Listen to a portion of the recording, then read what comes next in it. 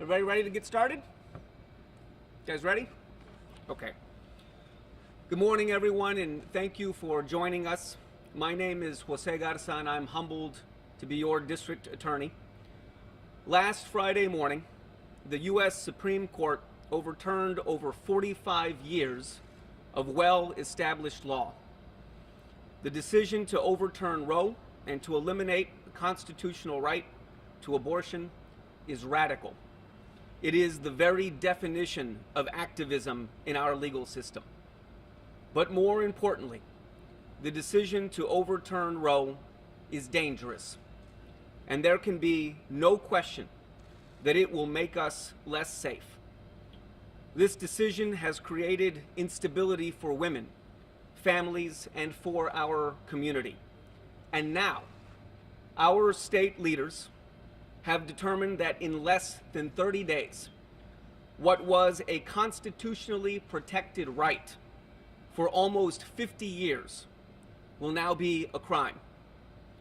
Making abortions a crime will not end abortions. It will simply end safe abortions for too many. Threatening women who seek abortion services with prosecution will only drive women to seek out dangerous alternatives and avoid necessary medical care, which will lead to higher rates of preventable maternal death.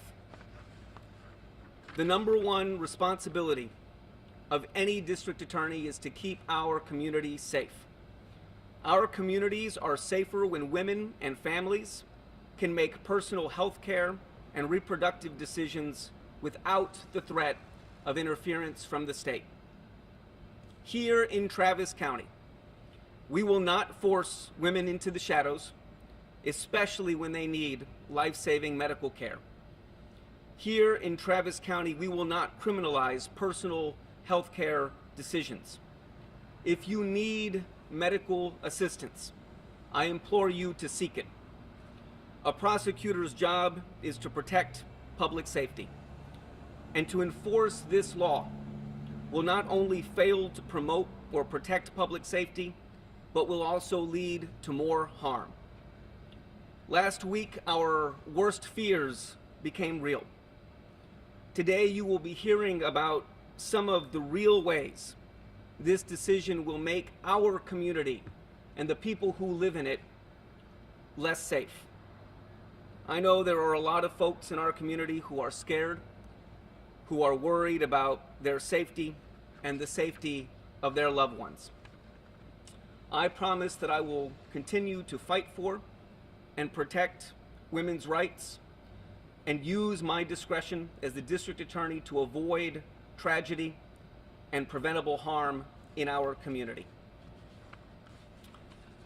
We are going to hear now from Erin Martinson, the director of our Special Victims Division. It's the division responsible for prosecuting domestic violence offenses and sexual assault offenses.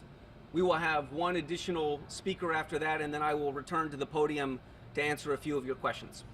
Erin?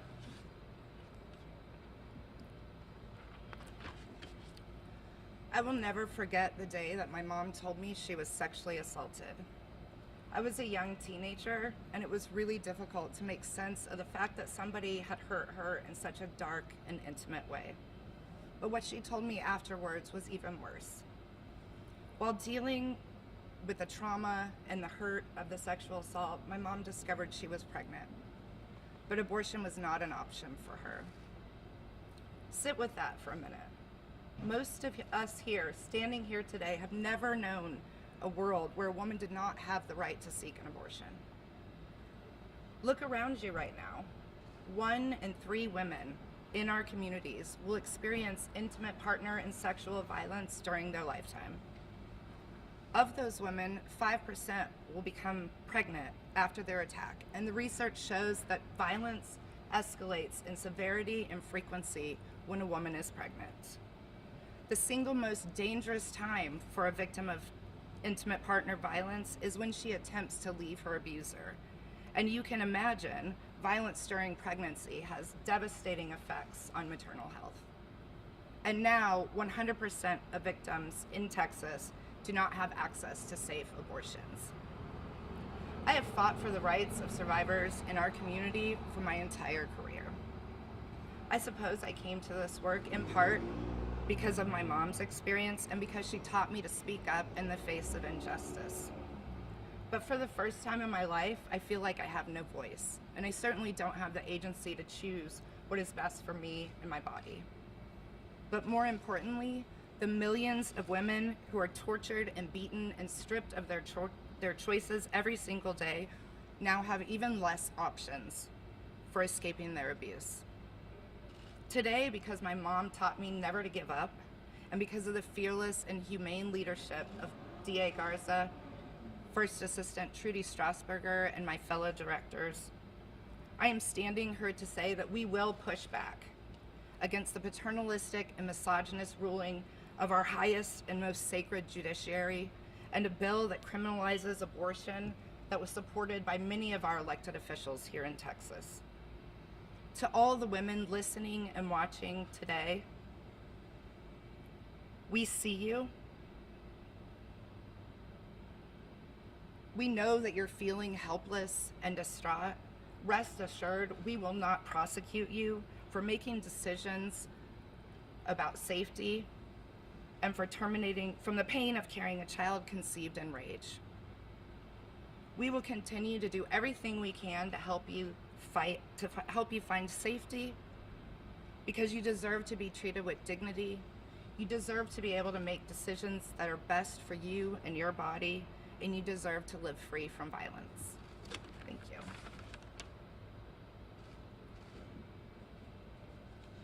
I'd now like to welcome up Neva Fernandez, who is the director of our Victim Services Division, the division that is responsible for meeting the needs of victims of crime at the Travis County District Attorney's Office.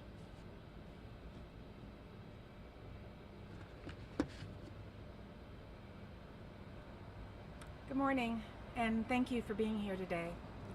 I want to start by sharing some facts. 1 in 4 girls under the age of 18 are sexually assaulted in our country. The average age for females to begin their period is 12. Some girls start as young as 10. To put that in context, these are 4th and 5th graders, elementary school age girls. And 1 out of every 4 of these girls can potentially get pregnant from violence perpetrated on their bodies.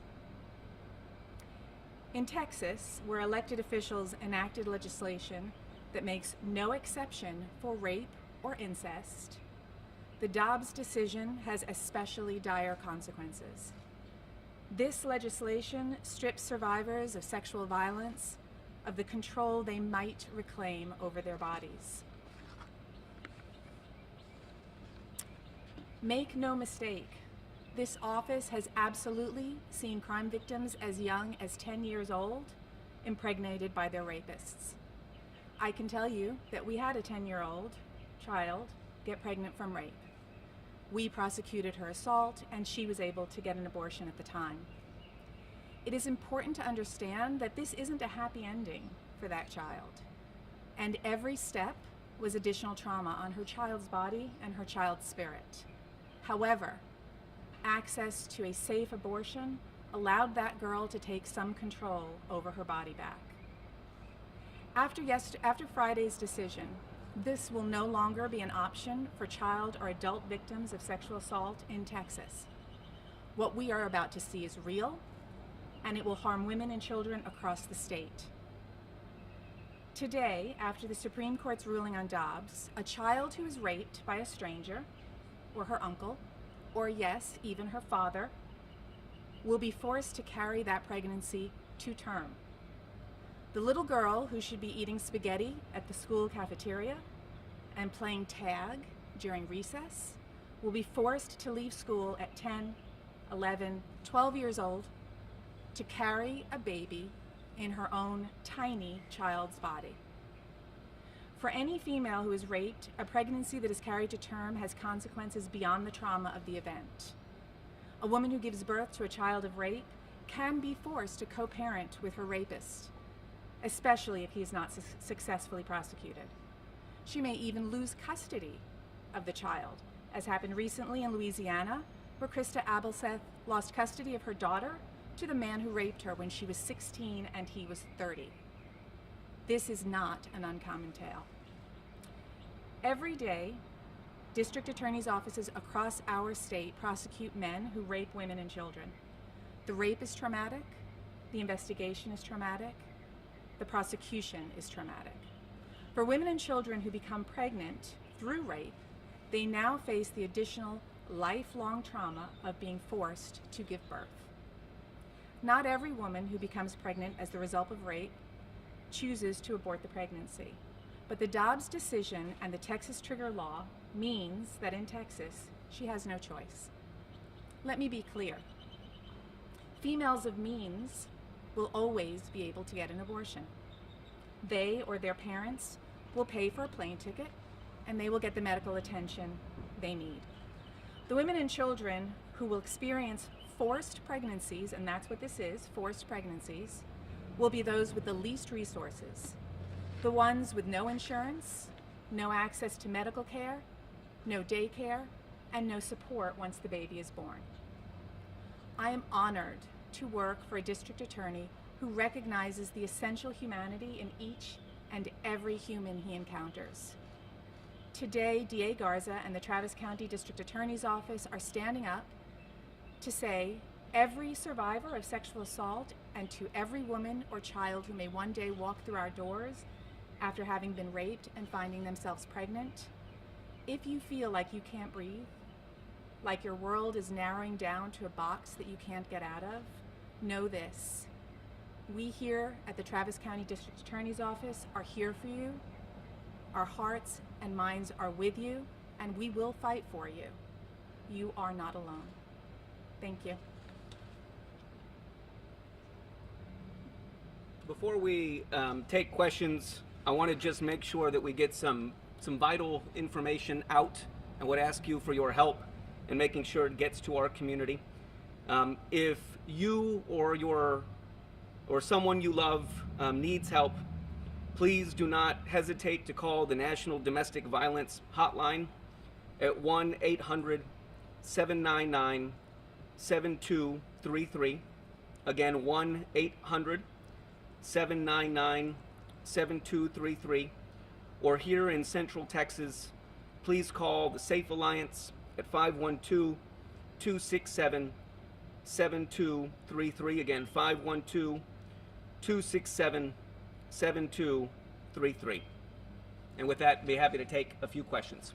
DA Garza, this isn't the first time that Travis County has come at odds with what's happening at our state capitol. What are you expecting in terms of either retaliation or maybe the governor or the Texas Attorney General kind of forcing your hand and forcing you to prosecute some of these cases? What are you expecting? Well, for the last several years, our statewide elected leadership has made clear that they will play politics with our public safety. And so I expect more of the same. But the truth is that the Texas Constitution and the Texas Supreme Court have been quite clear that the only office with authority to prosecute crimes in a local community is the office of the locally elected district attorney. That is what our state constitution says. That is what the Court of Criminal Appeals, the highest court here in Texas, has said.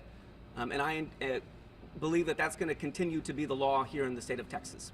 Any fear that the governor could threaten maybe pulling funds or restricting funds to the county or anything like that? Well, again, they have demonstrated time and time again that they will play politics with our public safety, and I'm sure that that will continue.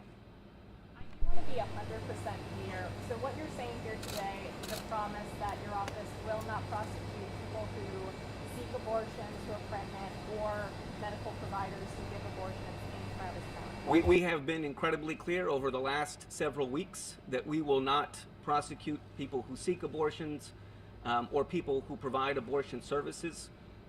The role of the prosecutor is to see that justice is done. That is the statutory role of the prosecutor, and that means that in every case, our duty is not to prosecute, but to ensure a just outcome.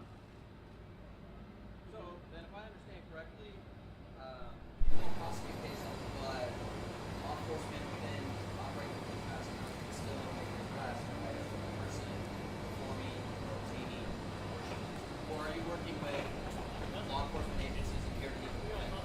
Well, I won't speculate as to what law enforcement here in Travis County will do. I will note that there is an ordinance making its way through Austin City Council that may address that.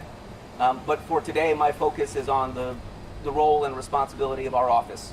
We'll do one more. You mentioned the 30-day trigger rule. Do you feel that in Travis County right now it is not illegal to obtain an abortion right now? What we know is that the trigger law goes into effect in less than 30 days.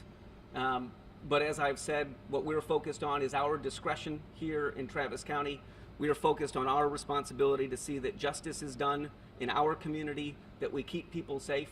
And as a result, we want to make sure, look, it's important to understand why this is the right choice for our community, because we do not want women in our community suffering at home or dying because they are too afraid to go to the hospital to get the care that they need. Okay? Thank you guys so much. I want to just also point out that the county judge is here. Thank you so much, Judge Andy Brown. Available for pull-asides? Available for pull-asides, and a few of us may be as well. Thank you so much for coming out. Thank you, guys. If you have any questions, just email them to me.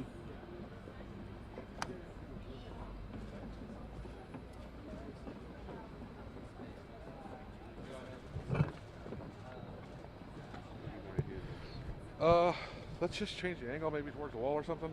Maybe, do you guys want to do this